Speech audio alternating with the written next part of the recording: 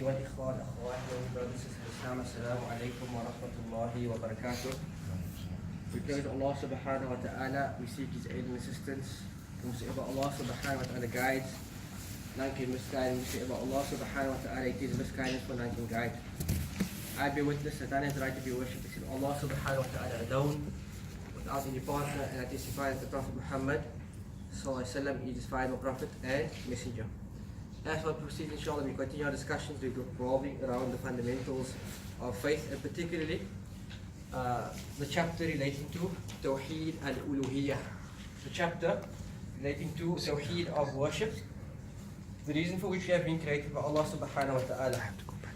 And as we know, we've been created for a very noble purpose. And in fact, it's the most noblest of purpose which can exist, and that is to worship Allah subhanahu wa ta'ala alone without any partner. So we can refresh our memories where we stopped last week. At which point? Hope. Right? So we know we started discussing ibadah, which is worship. And we said worship is based upon, or built upon three foundations. It is, firstly, we'll say love, fear, and we've discussed that again tonight, inshallah we'll discuss hope. Hope we should refer to as Raja. Raja. And Allah said, فَمَنْ كَانَ يَرْجُو لِقَاءَ رَبِّي فَلْيَعْمَلْ أَمَلًا صَالِحًا. That whosoever has hope in the meeting with his Rabb subhanahu wa ta'ala in the hereafter, then he can do righteous actions. And we'll see tonight, inshallah, that whosoever has true hope in obtaining Allah's reward and His mercy, it is a person who establishes actions in his life. So, hope, it is the third rukn. Rukn means like arkan. The plural of rukn is arkan. The third rukn of ibadah. So in order for an act of worship to be sound and to be correct, it must have all three of these rukns: fear, love and hope. So it is the third rukn of ibadah. And it is a great action from amongst the actions of the limbs. Is hope an action of the limb, or what type of action is it? If you were to define like love, fear and hope, where is it? Is it action of the heart, action of the akal, the mind, action of the body? It's an action of the heart. It's an action of the heart. Like we say, an-niyyah is an action of the heart. Loving is an action of the heart. Fearing Allah subhanahu wa ta'ala is an action of the heart which can be evident upon the limbs. In fact, all three of these aspects can be evident upon one's limbs, because we said that if you love Allah subhanahu wa ta'ala, there will be signs that you love Him. For example, there will be a person that recites the book of Allah subhanahu wa ta'ala. So that will be a sign that you love Allah. So each and every single one of these rukns, it has signs. So Raja is an action of the heart. Allah Azza wa Jalla said in His book in Surah Al-Isra, verse 57, أُولَٰئِكَ الَّذِينَ يَدْعُونَ يَبْتَغُونَ إِلَىٰ رَبِّهِمُ الْوَسِيلَةَ أَيُّهُمْ أَقْرَبُ يَرْجُونَ رَحْمَتَهُ وَيَخَافُونَ عَذَابَهُ. So this verse, Allah gathers between all three categories which we've discussed here. That's Surah Al-Isra, verse number 57. So what does Allah say in this verse? Allah says, they are those who invoke their Lord and they seek to their Rabb a wasila. Now we're going to define this word, inshallah. They seek a wasila to their Rabb, meaning a means of closeness. So Allah says they invoke their Rabb and they seek a means of closeness towards Him. يَرْجُونَ رَحْمَتَهُ. They have hope in obtaining His mercy. They have hope in obtaining His mercy. وَيَخَافُونَ عَذَابَهُ. And they fear His punishment. So Surah Al-Isra, verse 57, puts all of this into context for us. Once again, Allah says, the believers are those, they invoke their Lord, and they seek a means of closeness towards Him. Wasila, the word wasila is used. And Allah says, Ayyum aqrab. Who of them are closer? than those who يرجون رحمته, they have hope in His mercy, ويخافون عذابه, and they fear His punishment. So the believer is between fear and hope. In other ayat as well, Allah subhanahu wa ta'ala says,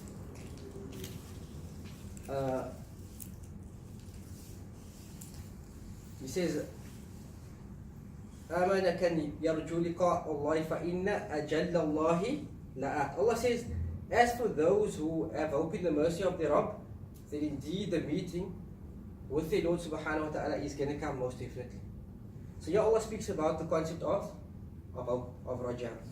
In other hadith reported in Muslim, the Prophet also said that he said, let none of you die except that he has good thoughts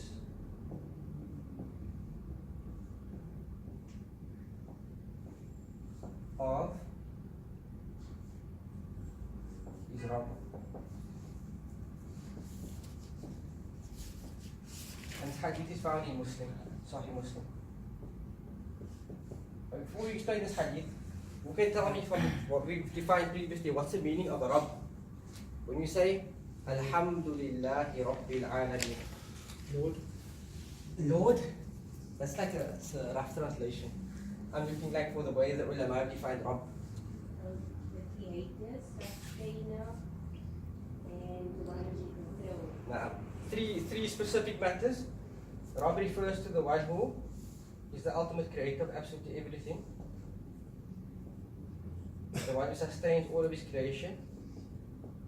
And the one who controls all affairs. There's other specific matters as well, but this in general refers to Rabb. So every time you say Rabbana, what you're actually saying, oh my creator, my sustainer, the one who controls all affairs. So you invoke Allah by his name, Rabb. So this hadith says in Muslim that none of you die except that he has good thoughts of his Rabb.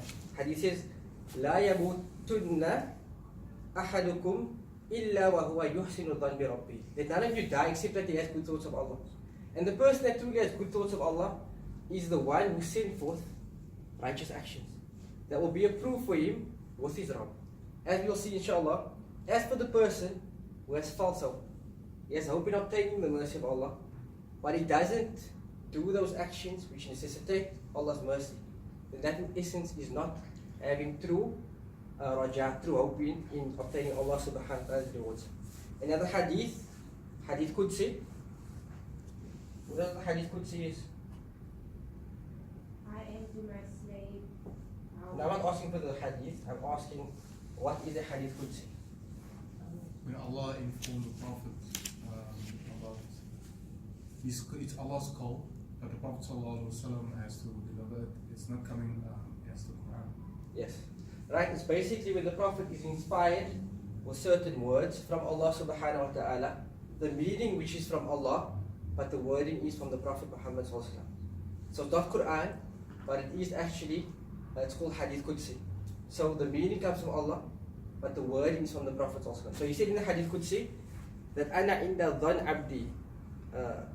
So Allah Azza wa Jalla says that I am as my slave thinks of me. And let him think whatever he wishes of me. So whatever you deem Allah Azza wa Jalla to be, not saying that Allah is limited to your intellect, meaning that whatever you believe Allah to be, Allah's like that. But in terms of the Sharia is whatever you deem in terms of if Allah is going to be merciful, and you took the prescribed means of mercy, then Allah will be exactly what you wish Him to be. So tonight inshallah we discuss the concept of Ar-Raja. So the definition of Ar-Raja, you can read it to me, the definition you can have over there. To anticipate, to be desirous, and to hope, and to wait for something which is loved. That's one definition. Another definition is, as Ibn al-Qayyim mentioned, he said Ar-Raja Hadim. Ar-Raja is something which draws you towards something. And he says, يحدو القلوب إلى بلاد المحبوب. He says it takes the hearts to the land of the beloved. And he says the land of the beloved is وَهُوَ اللَّهُ وَدَارُ الْآخِرَةِ.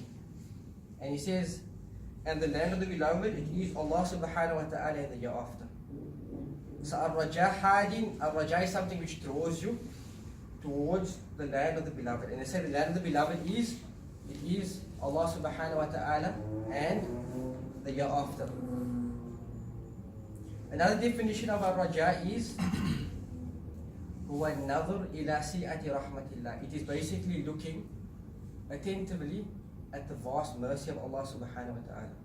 And as Allah Azza wa Jal says, that His mercy precedes His anger. Allah Azza wa Jal's mercy precedes His anger. But Allah also says that Allah is Shadidul Iqab. Because many people, they just rely upon, you know what, Allah is Ar-Rahman, Ar-Rahim. Allah is the most merciful and the bestower of mercy upon His slaves.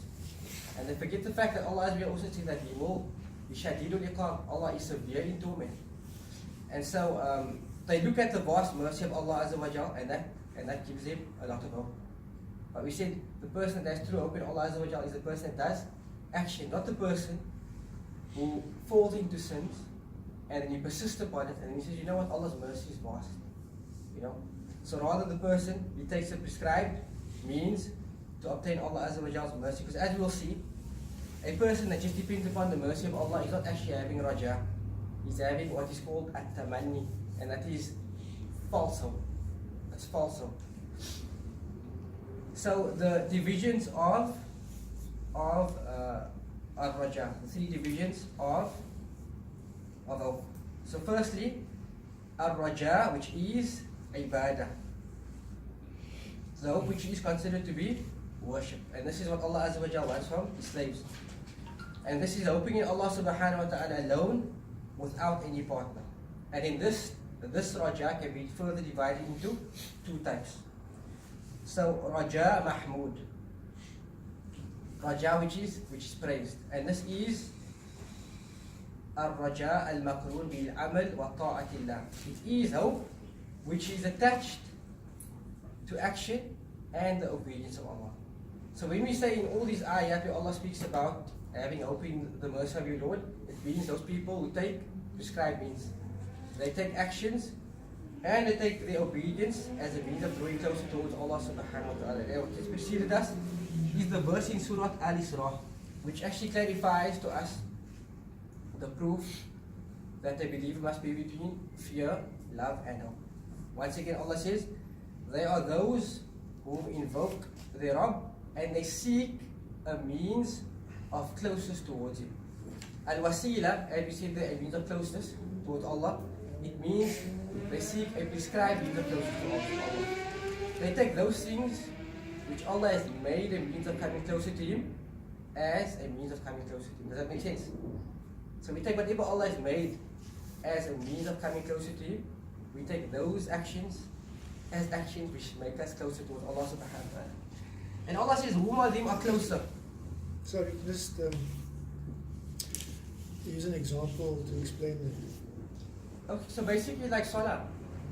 So you take salah as a means of drawing closer towards Allah. Why? Because Allah prescribed salah upon us and He legislated it for us.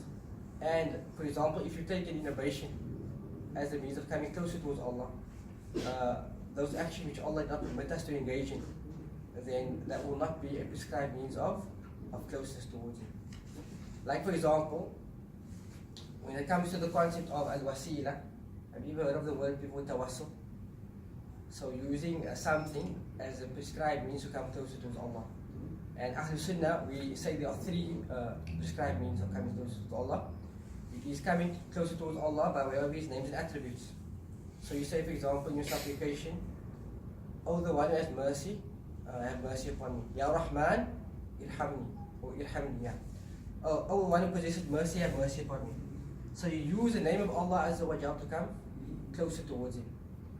The second form of wasila, and we're going to discuss this in a later stage inshallah, is coming closer towards Allah subhanahu wa ta'ala by way of the dua of a pious person.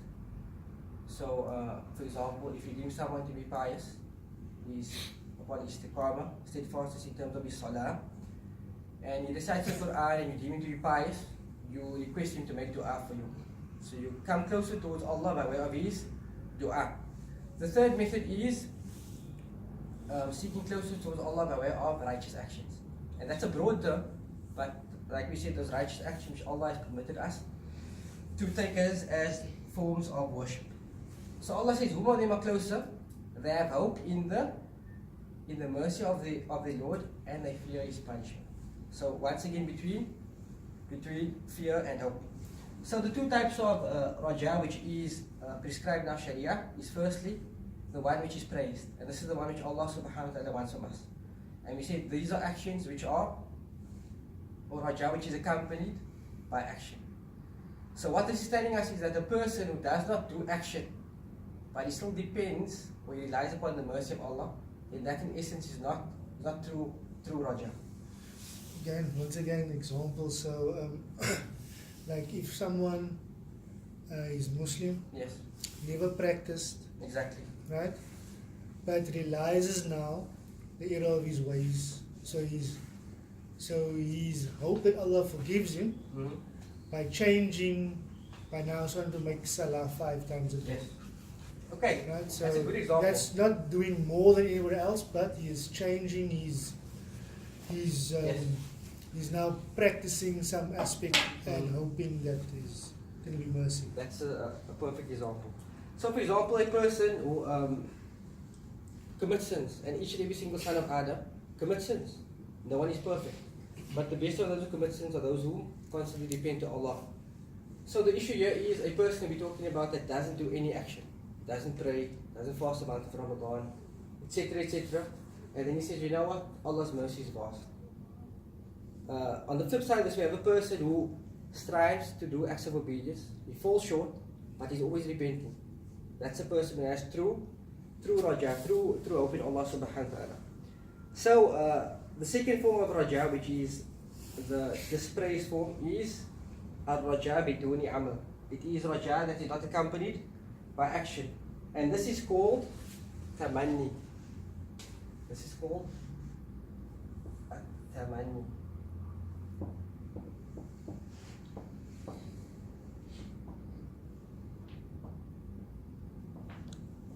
Tamanni, and this is like defined to be false hope. That's false hope. And by the example which you gave, that becomes clear.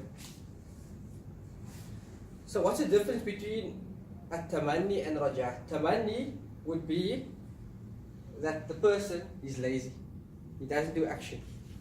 Okay? And the person does not take the prescribed means, nor does he exert himself with regards to worship. And raja is when a person actually strives to obtain the mercy of Allah by way of his actions. So the difference is, as we said, the one does action and he falls short, but he repents, and the other one doesn't see it necessary to repent, nor do action, and he just says, you know what, Allah's mercy is vast. So that's the difference between tamanni and raja. This is coming in the exam, inshallah. The difference between false hope and true hope. So then raja, which is considered to be shirk. And how can that become a form of shirk? We said last week as a principle, each and every single act of worship which is established to be an act of worship, if it is directed to other than Allah subhanahu wa ta'ala, then it can become an act of shirk. So for example, a person, once again you have to use this example, a person, he supplicates to a pious dead saint, and he has hope that this saint can fulfill his wishes. Then that is raja, which is considered to be shirk. And then a natural type of hope, which is permissible. So the one is ibadah, the other one is not permissible, haram, shirk, and the third one is a natural type of hope. And they say it's if you have hope to obtain something from someone which he possesses and is able to give you. like the statement, I hope you can attend this gathering of ours, for example. Right? Or I hope to see you tomorrow. That's something which... Something there's no confirmation that's going to happen. No, something which... Okay, there's no real confirmation. You say, inshallah. But you saying that I hope you would attend this halaqah of ours. So it's a hope which is natural, let's say. This is also maybe you can add more on this. It's also like the person is able Yes. to help you. Yes, in that regard. And things are natural in the sense that the means are there, all to like extend to this person, or the person is here and so forth, comes also.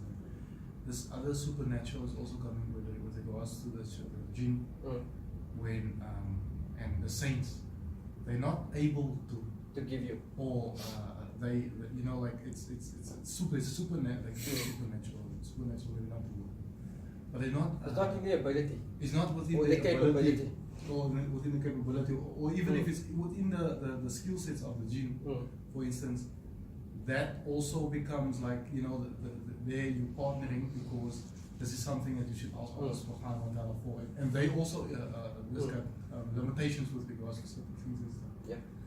Like the statement you mentioned, if I say, I hope to see you tomorrow, it's possible I can't see you tomorrow because you have the ability to attend.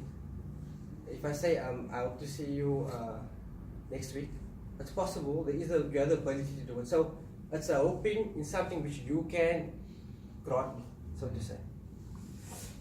So yes, that clarifies that matter. So the proof for Raja is Allah said in Surah Al-Kahf, فَمَنْ كَانَ يَرْجُو لِقَاءَ رَبِّهِ فَلْيَعْمَلْ عَمَلًا صَالِحًا وَلَا يُشْرِكْ بِعِبَادَةِ رَبِّهِ أَحَدًا. Allah said in Surah Al-Kahf, verse 110, and it's the last verse of Surah Al-Kahf. He says that whosoever has hope in the meeting with his Rabb subhanahu wa ta'ala, what must he do? فَلْيَعْمَلْ عَمَلًا صَالِحًا. He must do righteous actions. And that's a broad term. We say ta'a, righteous action. That's a broad term.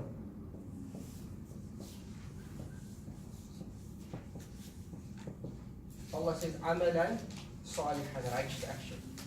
But how does the action become righteous? With regards to the verse where Allah says لِيَبْلُوَكُمْ أَيُّكُمْ أَحْسَنُ عَمَلًا in Surah Al-Mulk, Allah has created us. He said the one has created life and death to test you as to whom of you are ahsanu amala, who of you are best in actions. Correct. So character, best in actions, ahsanu amala, best in actions. And the best explanation of this is what Fudal ibn Iyad said. He said akhlasu wa aswabu, those actions which have the most sincerity,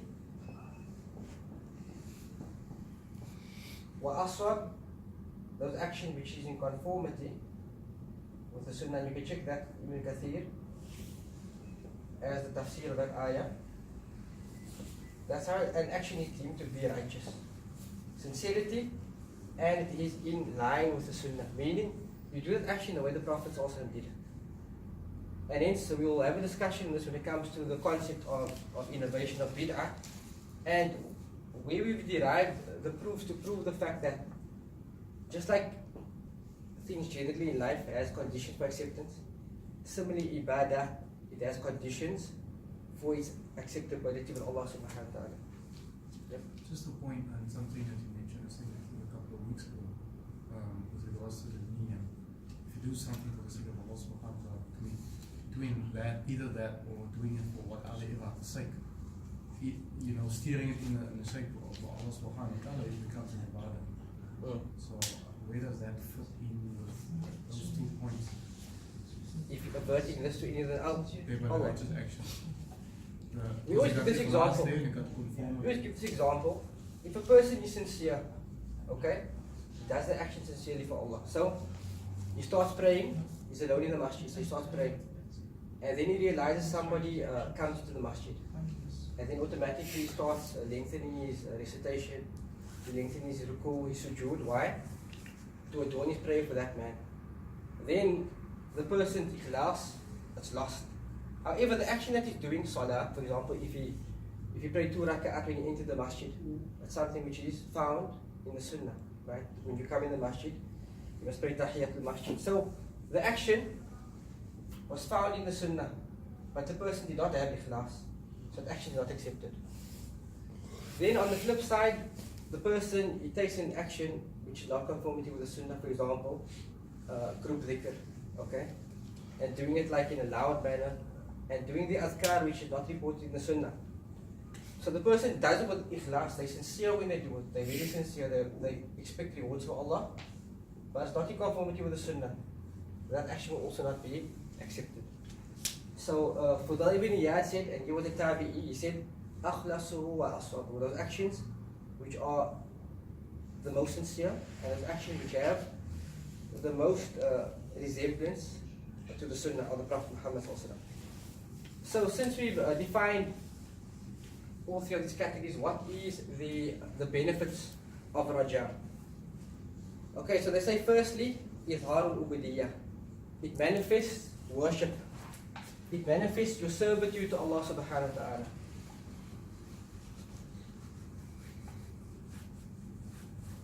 Okay, so firstly, it manifests your servitude.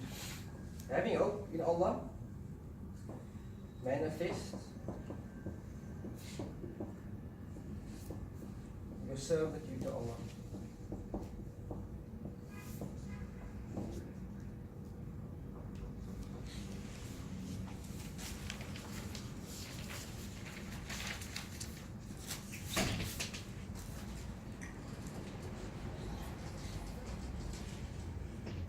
Secondly, having hope in Allah subhanahu wa ta'ala is beloved to Allah. It's beloved to Allah. Why? Because Allah loves that we seek His bounty.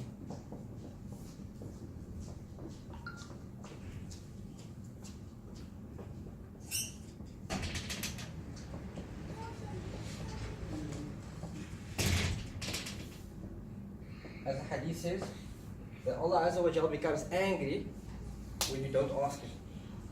So if a person has hope in obtaining the rewards of Allah, he turns to Allah in worship, he turns to Allah in supplication, he turns to Allah in repentance. So he manifests his servitude to Allah, and that manifestation of hope, that is beloved to Allah, because Allah loves that you seek from His bounties. Thirdly,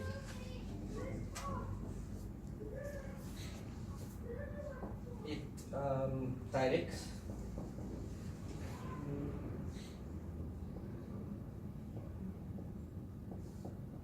the person to the highest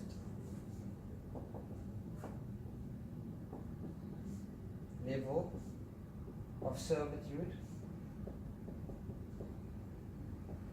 and that is shukr. How so? Because when you seek Allah's bounties, and then for example you want offspring, Allah grants you offspring, you want wealth, He grants you wealth, you want good health, He grants you health, that leads you to give thanks to Him. That leads you to gratitude, shukr. And this is one of the highest levels of ibadah, that a person has shukr for the sake of Allah subhanahu wa ta'ala. So this leads the person to give more thanks to Allah. So it manifests servitude to Allah, having open Allah is beloved to Allah, and it directs the person to the highest level of servitude. So with this, we complete this chapter of worship between fear, love and hope. We can remember the statement that clarifies to us the position of Ahlul Sunnah wal Jama'ah with regards to worship.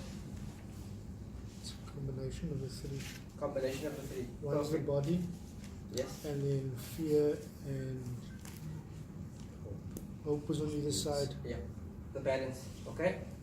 So what drives us to worship Allah is love for Allah, and the fear and hope gives balance. But we said also certain groups only worship Allah out of fear. They are the Courage. Khawarij. Modern day ISIS, for example. Okay? And then certain groups only worship Allah out of love. We'll say extreme Sufis. The majority of the Sufis in our time are extreme. And they know this is the Murji'ah. And they people who basically just believe that Iman is in the heart. As long as you have Iman in the heart, you move in Kamil Iman. Ahlul Sunnah, they gather between all three aspects, and whoever does that is a true believer, inshaAllah. Any question on this Sheikh segment? Could you know the ayat Al-Fatiha? Now, one speaks about the Jews and the Christians, but that also be like sort of like understood in this way, like this balanced approach. Yes, with regards to every matter between negligence and between extremism. Allah says, وَكَذَلِكَ جَعَلْنَاكُمْ أُمَّةً وَسَطًا. This we have made you a middle balanced nation. So some people say middle balance means moderation, but moderation is between extremism and between negligence. Middle in every aspect of our deen.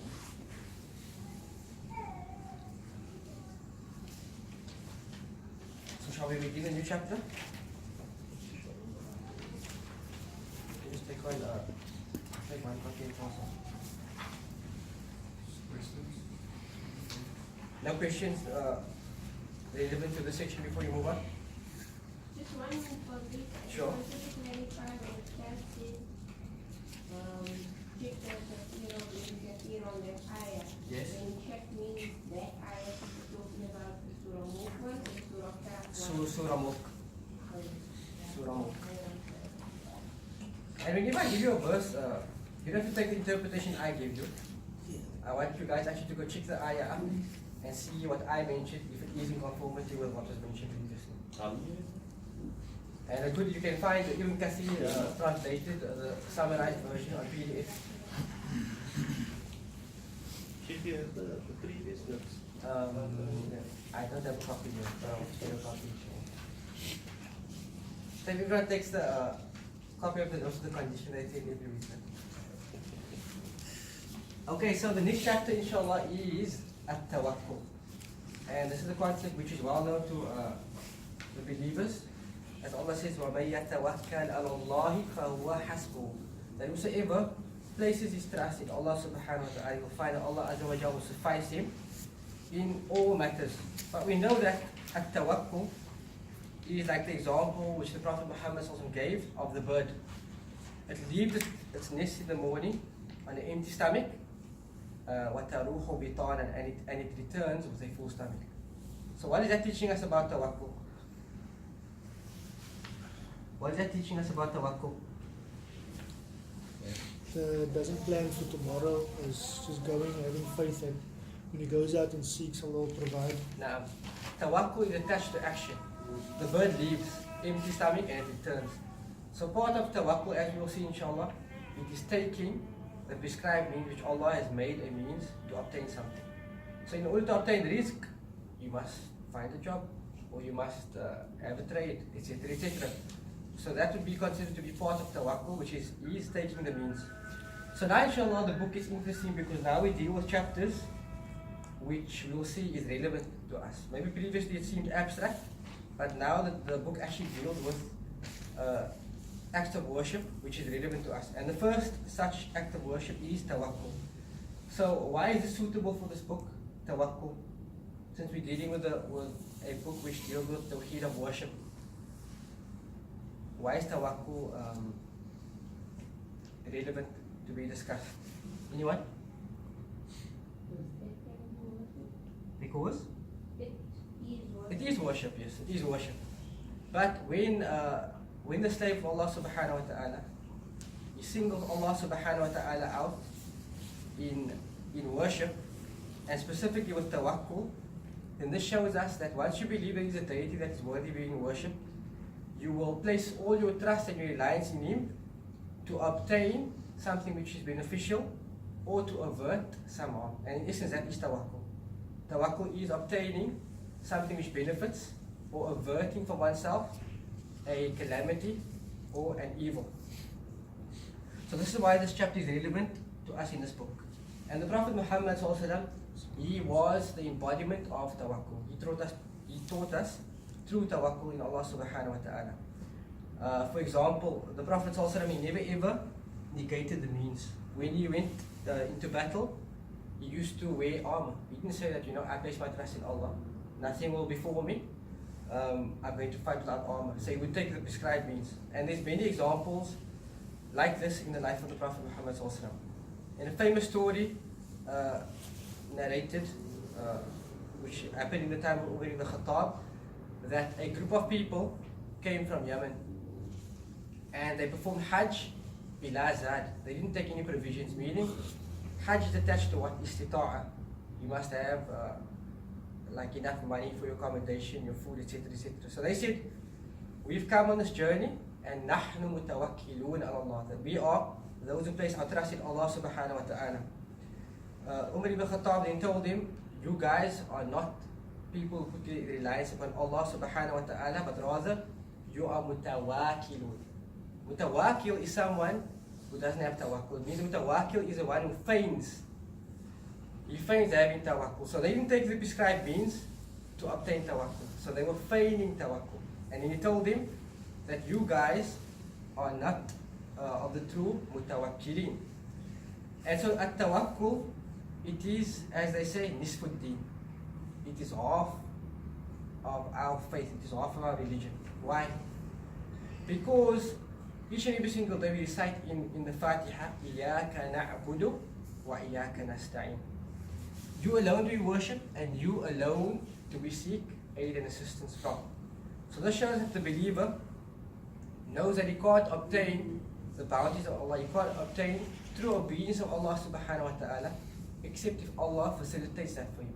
So you alone do we worship, and you alone do we seek aid and assistance from for fulfillment of our needs. And so the ulama, Ibn Taymiyyah says that at tawakkul, it is half of our deen. I think we'll break for Isha and continue after Isha inshallah.